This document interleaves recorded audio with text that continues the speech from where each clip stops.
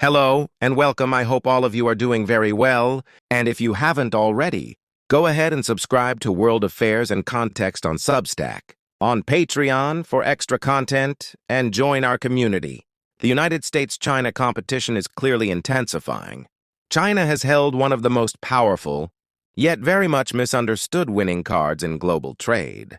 I'm talking about rare earth minerals, of course, and this week, Beijing played that card and it did it very well at its core. This isn't just about minerals. Of course, it is about control. It is about power and the future of technology, as well as a big blow to the U.S. military-industrial complex.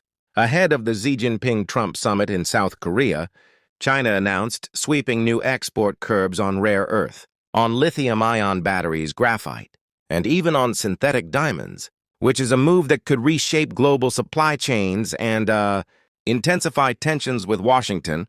So this happened just days before a high-stakes meeting. U.S. President Trump has already reacted to the announcement. He commented saying, "Well, it appears the upcoming meeting with Xi Jinping is meaningless," said Trump. But of course it is going to take place. It is too important not to. Additionally, Washington indicated that it is ready to raise the stakes. It is now ready to raise tariffs on China in retaliation. China dominates the field. Everybody knows this. It produces about 70% of the world's rare earth, and it holds nearly half of global reserves. That is not a coincidence. It is not an accident. It is the result of decades of strategic planning of investments. The United States cannot compete with China in this regard, and Washington fully understands it. The U.S. cannot compete because building an independent rare earth supply chain takes decades. Not just several years. It's not just about mining. It is about processing. It is about building refineries, about building magnet plants and end-to-end infrastructure, and also doing so very efficiently to be competitive. Now, back in the 1980s, while the United States was scaling down its mining operations, which we now will know was a very unwise decision, China was ramping it up. Its low-cost production flooded the market and eventually drove competitors out of business. By the time most governments realized what was happening, China had built a near monopoly, not just on mining, but on refining and on processing too.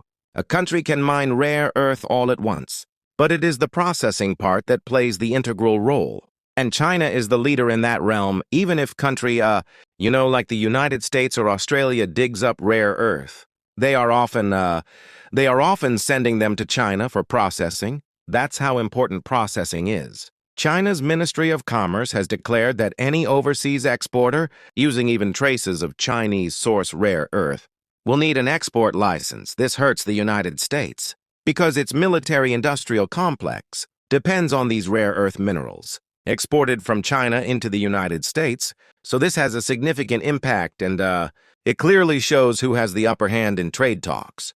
In plain terms, Beijing is tightening its grip on materials that the rest of the world desperately needs, from EVs, from EV batteries to missile component production. The announcement actually cites national security as the reason, but the timing couldn't be more strategic.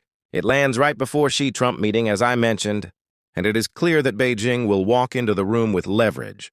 Well, this time, Beijing isn't just targeting rare earth, as I mentioned, which is very important. It is widening the scope to include lithium-ion batteries, graphite, and synthetic diamonds, all essential for the global clean energy transition too. Washington chooses not to discuss its dangerous vulnerability, which is America's military power, dependency on minerals that are controlled by China.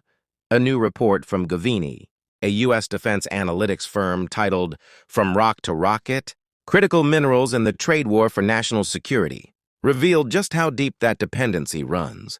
It warns that the American military-industrial base increasingly relies on China for the rare earth elements and the critical minerals that make its most advanced weapons possible. When China imposed export restrictions on these minerals, in response to U.S. tariffs, it sent a very clear message to Washington. It said Beijing understands the power of supply chains, and it is willing to utilize that power. The scale of the U.S. dependence on Chinese exports is staggering. The report found that 80,000 individual components across nearly 1,900 U.S. military weapon systems contain Chinese-sourced minerals. That's nearly 78% of all Department of Defense platforms. The vulnerability actually cuts across every branch of the armed forces. The U.S. Navy relies on Chinese minerals. In 92% of its 739 weapon systems, the Air Force, for example, relies on 85% of its 302 systems, and the Army 70%.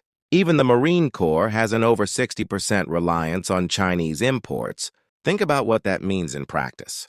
For example, the F-35 fighter jet, one of America's most advanced aircraft, contains over 900 pounds.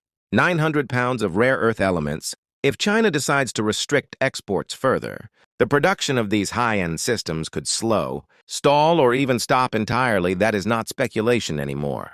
It is already happening, and the problem isn't just mining. It's processing even when rare earth are extracted from earth in countries like Australia or Canada. They often still travel to China for refining, as I mentioned earlier. And that's because China controls over 90% of global refining capacity. It is a choke point that even United States allies can't avoid. For example, China supplies 60% of the world's antimony and processes nearly 1/3 of all refined materials worldwide. So in practical terms, only 19% of the antimony that is used by the United States comes from sources outside China's reach.